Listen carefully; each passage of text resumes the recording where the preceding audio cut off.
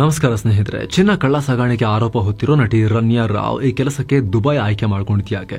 United Arab Emirates ಅಥವಾ UAE ದ್ರವರೂಪದ ಚಿನ್ನಕ್ಕೆ ಅಂದ್ರೆ ಪೆಟ್ರೋಲಿಯಂಗೆ ಫೇಮಸ್ ಅನ್ನೋ ಜಗತ್ತಿಗೆಲ್ಲ ಗೊತ್ತು. ಆದರೆ ಇದೇ UAE ಜಾಗತಿಕ ಗೋಲ್ಡ್ ಮಾರ್ಕೆಟ್ ಆಗಿ ಬೆಳೆದಿದ್ದು ಹೇಗೆ?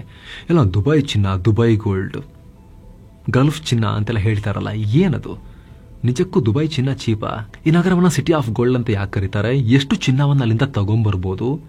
ಎಷ್ಟು ತಂದ್ರೆ ಪನಿಷ್ಮೆಂಟ್ ಆಗುತ್ತೆ, ಎಷ್ಟು ತಂದ್ರೆ ಸೇಫ್, ಹೇಗೆ ತರಬಹುದು? ಇದೆಲ್ಲವನ್ನ ಈ ವರದಿಯಲ್ಲಿ ನೋಡ್ತಾ ಹೋಗೋಣ. ಕಡೆ ತನಕ ಮಿಸ್ ಮಾಡದೆ ನೋಡಿ. mastmaga.comಗೆ ಸ್ವಾಗತ. ನಾನು ಅಮರ್ ಪ್ರಸಾದ್.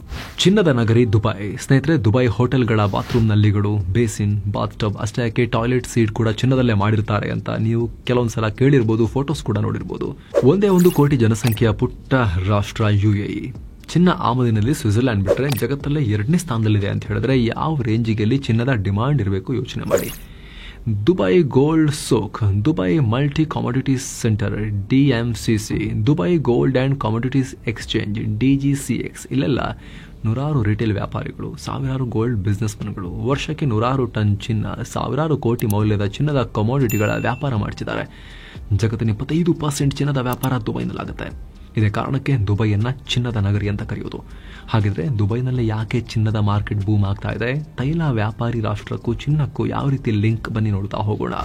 ಸ್ಟ್ರಾಟಜಿಕ್ ಲೊಕೇಶನ್, ಐತಿಹಾಸಿಕವಾಗಿ ಗೋಲ್ಡ್ ಹಬ್. ಸ್ನೇಹಿತರೆ, ದುಬೈ ಗೋಲ್ಡ್ ಇಂಡಸ್ಟ್ರಿಯ ಮುಕುಟ ಮಣಿ ಆಗಿರೋದಕ್ಕೆ ಅಲ್ಲಿನ ಇತಿಹಾಸ, ಸರ್ಕಾರದ ನೀತಿ, ಆ ಜಾಗದ ಲೊಕೇಶನ್ ಎಲ್ಲ ಕೊಡುಗೆಯನ್ನು ಕೊಟ್ಟಿವೆ. ಮೊದಲು ಲೊಕೇಶನ್ ಗಮನಿಸಿ. ದುಬೈ ಅಥವಾ ಕಂಪ್ಲೀಟ್ ಆಗಿ UAE, ಯುನೈಟೆಡ್ ಅರಬ್ ಎಮಿರೇಟ್ಸ್, ಚಿನ್ನ ಉತ್ಪಾದಿಸುವ ರಾಷ್ಟ್ರಗಳಿಗೂ ಅತಿ ಹೆಚ್ಚು ಚಿನ್ನ ಬಳಸೋ ರಾಷ್ಟ್ರಗಳಿಗೂ ಸರಿಯಾಗಿ ಮಧ್ಯದಲ್ಲಿ ಕೊಂಡಿತರ ಇದೆ. ಜಗತ್ತಿನ 40% ಚಿನ್ನದ ನಿಕ್ಷೇಪ ಆಫ್ರಿಕಾದಲ್ಲಿದೆ. ಅವರ ಹತ್ರ ಚಿನ್ನ ತೆಗೆಯೋಕೆ ದುಡ್ಡಿಲ್ಲದೆ ಹೋದ್ರೂ ಕೂಡ ಚೀನಾ ಸೇರಿ ಹಲವು ಯುರೋಪಿಯನ್ ಕಂಪನಿಗಳಲ್ಲಿ ಗೋಲ್ಡ್ ಮೈನಿಂಗ್ ಮಾಡ್ತಿವೆ. ಇನ್ನು ಅತಿ ಹೆಚ್ಚು ಚಿನ್ನ ಬಳಸೋರು ಯಾರು? ನಾವು ಅಂದ್ರೆ ಆಭರಣ ಪ್ರಿಯರು, ಭಾರತೀಯರು, ಹಾಗೂ ಜಗತ್ತಿನ ಮೇಲೆ ಹಿಡಿತ ಸಾಧಿಸೋಕೆ ಚಿನ್ನದ ಬೊಕ್ಕಸ ತುಂಬಿಕೊಳ್ತಿರೋ ಚೀನಾ. ಜೊತೆಗೆ ದುಬೈನಲ್ಲಿ ಚಿನ್ನ ಇಂಪೋರ್ಟ್ ಮಾಡ್ಕೊಳ್ಳೋದು ಈಸಿ, ಎಕ್ಸ್ಪೋರ್ಟ್ ಮಾಡೋದು ಕೂಡ ಈಸಿ. ದುಬೈ ಶೇಖುಗಳು ವ್ಯಾಪಾರವನ್ನ ಸಾಕಷ್ಟು ಸುಲಭ ಮಾಡಿದ್ದಾರೆ, ಲಿಬರಲ್ ಮಾಡಿದ್ದಾರೆ. ಇದೇ ಕಾರಣಕ್ಕೆ 1940ರ ದಶಕದಿಂದ ದುಬೈನ ಗೋಲ್ಡ್ ಸೂಕ್ ಜಗತ್ತಿನ ಮೇಜರ್ ಚಿನ್ನ ವ್ಯಾಪಾರದ ಕೇಂದ್ರ ಆಗಿದೆ. ಅಲ್ಲದೆ ಅಲ್ಲಿ ವರ್ಲ್ಡ್ ಕ್ಲಾಸ್ ಗೋಲ್ಡ್ ರಿಫೈನರಿಗಳಿವೆ. ಗೋಲ್ಡ್ ರಿಫೈನರಿ ಅಂದರೆ ಚಿನ್ನದ ಅದಿರಿನಿಂದ ಹಾಗೂ ಇತರ ಮೆಟಲ್ಗಳ ಮಿಶ್ರಣದಿಂದ ಚಿನ್ನವನ್ನು ಸಪರೇಟ್ ಮಾಡೋ ಫೆಸಿಲಿಟೀಸ್. ಎಮಿರೇಟ್ಸ್ ಗೋಲ್ಡ್ ಕಲೌಟಿ ರಿಫೈನರಿ, ಇವನ್ನ ಜಗತ್ತಿನ ಟಾಪ್ ಗೋಲ್ಡ್ ರಿಫೈನರೀಸ್ ಅಂತ ಕನ್ಸಿಡರ್ ಮಾಡಲಾಗುತ್ತೆ. ಇನ್ನು ಟ್ಯಾಕ್ಸ್ ಬಗ್ಗೆ ಹೇಳಲೇಬೇಕಲ್ವಾ? ಟ್ಯಾಕ್ಸೇ ಇಲ್ಲ, ಮುಕ್ತ ವ್ಯಾಪಾರ. UAE ನಲ್ಲಿ ಕಚ್ಚಾ ಚಿನ್ನದ ಮೇಲೆ ಇಂಪೋರ್ಟ್ ಡ್ಯೂಟಿ, ಎಕ್ಸ್ಪೋರ್ಟ್ ಡ್ಯೂಟಿ ಎರಡೂ ಇಲ್ಲ. ಹಾಗಾಗಿ ಟ್ಯಾಕ್ಸ್ ಇಲ್ಲದೆ ಅಲ್ಲಿನ ವ್ಯಾಪಾರಿಗಳು ಚಿನ್ನದ ಆಮದು ಹಾಗೂ ರಫ್ತನ ಮಾಡಬಹುದು. ಇಲ್ಲಿ ಸ್ನೇಹಿತರೆ, ಗೋಲ್ಡ್ ಬಾರ್ ಹಾಗೂ TT ಬಾರ್ ಬರ್ತವೆ. TT ಬಾರ್ ಅಂದ್ರೆ 10 ತೊಲಾ ಬಾರ್ ಅಥವಾ 10 ತೊಲಾ ಚಿನ್ನದ ಬಾರ್. 10 ತೊಲಾ ಅಂದ್ರೆ 116.6 ಗ್ರಾಮ್ ಬರುತ್ತೆ. ಗೋಲ್ಡ್ ಬಿಸ್ಕೆಟ್ಗಳ ಸ್ಟ್ಯಾಂಡರ್ಡ್ ಸೈಜ್ ಇದು. ಯುನೈಟೆಡ್ ಅರಬ್ ಎಮಿರೇಟ್ಸ್ ಆ ದೇಶದಲ್ಲಿ ಮಾರಾಟದ ಉದ್ದೇಶಕ್ಕೆ ಇಂಪೋರ್ಟ್ ಮಾಡೋ ಚಿನ್ನದ ಆಭರಣಗಳ ಮೇಲೆ 5% ಇಂಪೋರ್ಟ್ ಡ್ಯೂಟಿ ಹಾಕುತ್ತೆ. ಇದನ್ನ ವ್ಯಾಲ್ಯೂ ಆಡೆಡ್ ಟ್ಯಾಕ್ಸ್ ಅಂತ ಅಪ್ಲೈ ಮಾಡುತ್ತೆ. ಅದೊಂದು ಬಿಟ್ರೆ ಬೇರೆ ಟ್ಯಾಕ್ಸ್ ಇಲ್ಲ. ಹಾಗಾಗಿ ಅಲ್ಲಿ ಗೋಲ್ಡ್ ರೇಟ್ ಭಾರತಕ್ಕಿಂತ ಆಲ್ಮೋಸ್ಟ್ 11.58% ಕಮ್ಮಿ ಇದೆ. ಇದು ಈಗಿನ ಲೆಕ್ಕದಲ್ಲಿ. ಅಂದರೆ ಮಾರ್ಚ್ನಲ್ಲಿ ಅಲ್ಲಿ 10 ಗ್ರಾಮ್ ಚಿನ್ನಕ್ಕೆ 77,281 ರೂಪಾಯಿ ಇದೆ. ಆದರೆ ಭಾರತದಲ್ಲಿ 10 ಗ್ರಾಮ್ ಚಿನ್ನಕ್ಕೆ 87,480 ರೂಪಾಯಿ ಇದೆ. ಆದರೆ ಅಲ್ಲಿಂದ ಇಲ್ಲಿಗೆ ಚಿನ್ನ ತಗೊಂಡ್ಬಂದ್ರೆ ಭಾರತ ಇಂಪೋರ್ಟ್ ಡ್ಯೂಟಿ ಹಾಕುತ್ತಲ್ಲ, ಮತ್ತೆ ಹೇಗೆ ಚೀಪ್ ಆಗಿ ಚಿನ್ನ ಇಂಪೋರ್ಟ್ ಮಾಡ್ಬೋದು ಅನ್ನೋ ಪ್ರಶ್ನೆ ನಿಮಗೆ ಕಾಡ್ಬೋದು. ಸೊ ಭಾರತ ಎಷ್ಟು ಟ್ಯಾಕ್ಸ್ ಹಾಕುತ್ತೆ ಅಂತ ನಾವು ನೋಡ್ತಾ ಹೋಗೋಣ. ಏನು ಸ್ನೇಹಿತರೆ, ವರದಿಯಲ್ಲಿ ಮುಂದುವರಿಯೋಕ್ಕಿಂತ ಮುಂಚೆ 7 ಸ್ಯಾಂಡ್ಸ್ ಟೂರಿಸಂ ಕಂಪನಿ ಅಂಡಮಾನ್ಗೆ 4 ನೈಟ್ 5 ಡೇಸ್ ಟ್ರಿಪ್ ಆಯೋಜನೆ ಮಾಡಿದೆ. ಆಫರ್ ಪ್ರೈಸ್ ಕೇವಲ 46,500 ರೂಪಾಯಿ. ಇದು all inclusive package. Flight tickets, 3 star hotel stay, all meal, cellular jail, light and sound show, Havelock island tour, Baratang island tour, limestone cave, elephant beach tour ಎಲ್ಲ ಇರುತ್ತೆ. AC transport ವ್ಯವಸ್ಥೆ ಕೂಡ ಇರುತ್ತೆ. Private ferry tickets, 24/7 tour manager, ಇದೆಲ್ಲವೂ ಇರುತ್ತೆ. ಹೊರಡೋ ದಿನ 20 April 2025. ಕೆಲವೇ ಸೀಟುಗಳು ಲಭ್ಯ. ಆಸಕ್ತರು ಈ ನಂಬರ್ಗೆ ಕಾಲ್ ಮಾಡೋ ಮೂಲಕ ಅಂಡಮಾನ್ ಟೂರ್ ಮಾಡ್ಕೊಂಡ್ ಬರ್ಬೋದು. ಬನ್ನಿ ಈಗ ವರದಿಯಲ್ಲಿ ಮುಂದುವರಿಯೋಣ. ಕೇವಲ 6% ಕಸ್ಟಮ್ಸ್ ಡ್ಯೂಟಿ. ಎಸ್ ಸ್ನೇಹಿತರೆ, ಭಾರತ ಸದ್ಯ ಚಿನ್ನದ ಆಮದಿಗೆ ಕೇವಲ 6% ಇಂಪೋರ್ಟ್ ಡ್ಯೂಟಿ ಹಾಕುತ್ತೆ. ಮೊದಲು 15% ಹಾಕ್ತಾ ಇತ್ತು. ಆದರೆ 2024-25ರ ಬಜೆಟ್ ನಲ್ಲಿ 6%ಗೆ ಇಳಿಸಿದ್ದಾರೆ. ಸೊ 10 ಗ್ರಾಮ್ ಚಿನ್ನವನ್ನ ಆಮದು ಮಾಡಿಕೊಂಡ್ರೆ ಈಗಿನ ರೇಟ್ ನಲ್ಲಿ, ಅಂದ್ರೆ 2025ರ ಮಾರ್ಚ್ ರೇಟ್ ನಲ್ಲಿ ಸುಮಾರು 4,800 ಚಿಲ್ಲರೆ ಟ್ಯಾಕ್ಸ್ ಬೀಳುತ್ತೆ. ಯಾವುದು? ಇಂಪೋರ್ಟ್ ಡ್ಯೂಟಿ ಬೀಳುತ್ತೆ.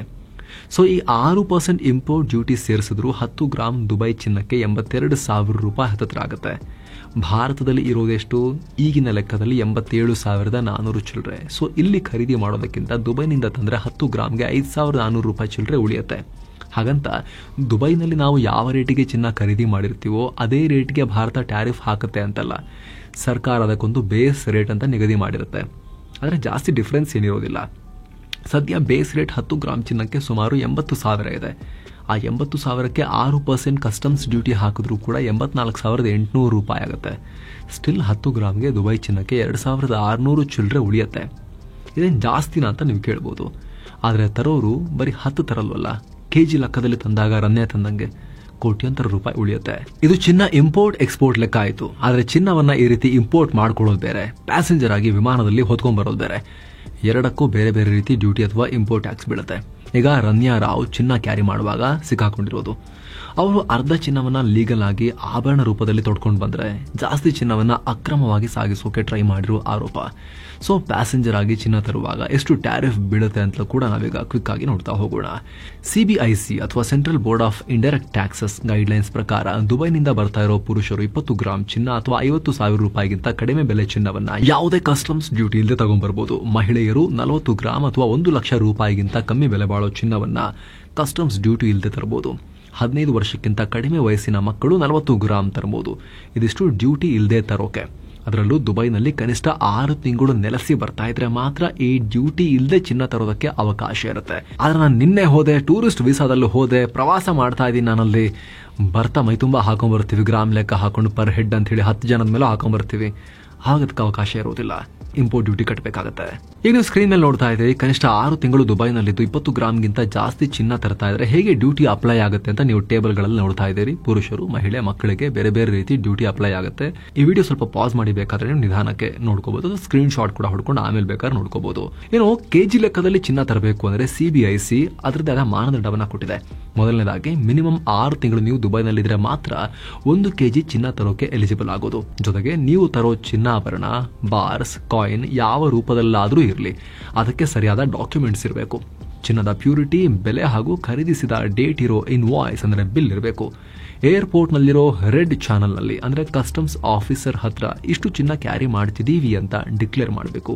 ಈಗ ಕಸ್ಟಮ್ಸ್ ಡ್ಯೂಟಿ ಎಷ್ಟು ಅಂತ ನೋಡೋದಾದ್ರೆ 6 ತಿಂಗಳು ನೀವು ದುಬೈನಲ್ಲಿದ್ರೆ 13.7% ಡ್ಯೂಟಿನಲ್ಲಿ 1 kg ವರೆಗೂ ಚಿನ್ನವನ್ನ ತರಬಹುದು. 1 kgಗಿಂತ ಜಾಸ್ತಿ ವಿಮಾನದಲ್ಲಿ ತರೋ ಹಾಗೆ ಇಲ್ಲ. ಯಾಕಂದ್ರೆ 1 kg ವರೆಗೆ ಅದು ಪರ್ಸನಲ್ ಅಲೋವೆನ್ಸ್, ಪರ್ಸನಲ್ ಇಂಪೋರ್ಟ್ ಅಂತ ಕನ್ಸಿಡರ್ ಆಗುತ್ತೆ. 1 kgಗಿಂತ ಜಾಸ್ತಿ ಇದ್ದಾಗ ಅದು ಕಮರ್ಷಿಯಲ್ ಇಂಪೋರ್ಟ್ ಆಗುತ್ತೆ. RBI ಹಾಗೂ DGFT director general of foreign trade licence ಪಡೆದಿರೋ ರಿಜಿಸ್ಟರ್ಡ್ ಡೀಲರ್ ಮುಖಾಂತರ ಮಾತ್ರ ಅಷ್ಟೆಲ್ಲ ತರಿಸಲಿಕ್ಕೆ ಅವಕಾಶ ಇರೋದು.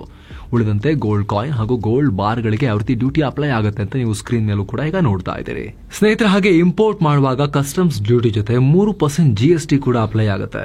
ಯಾವುದೇ ರೂಪದಲ್ಲಿ ಚಿನ್ನ ತಂದ್ರೂ ಕೂಡ 3% GST ಕಟ್ಟಬೇಕು. So 6% import duty plus 3% GST ತಪ್ಪಿಸ್ಕೊಳ್ಳೋಕೋಸ್ಕರನೇ ಕೆಲವರು ಅಕ್ರಮವಾಗಿ ಚಿನ್ನ ಆಮದು ಮಾಡೋಕೆ ಪ್ರಯತ್ನ ಪಡ್ತಾರೆ. ಇನ್ನು ಚಿನ್ನದ ವ್ಯಾಪಾರಿಗಳ ವಿಚಾರಕ್ಕೆ ಬಂದ್ರೆ, ಜ್ಯುವೆಲರಿ ಮಾರುವಾಗ ಚಿನ್ನದ ಬೆಲೆ ಮೇಲೆ 3% GST ಜೊತೆಗೆ ಮೇಕಿಂಗ್ ಚಾರ್ಜಸ್ ಮೇಲೆ ಸಪರೇಟ್ ಆಗಿ 5% GST ಅಪ್ಲೈ ಆಗುತ್ತೆ. ಸೊ ಚಿನ್ನ ಖರೀದಿ ಮಾಡೋರು ಕಟ್ಟೋ ಬಿಲ್ ನಲ್ಲಿ GST ಹಾಗೂ ಇಂಪೋರ್ಟ್ ಡ್ಯೂಟಿ ಎರಡೂ ಕೂಡ ಸೇರಿರುತ್ತೆ.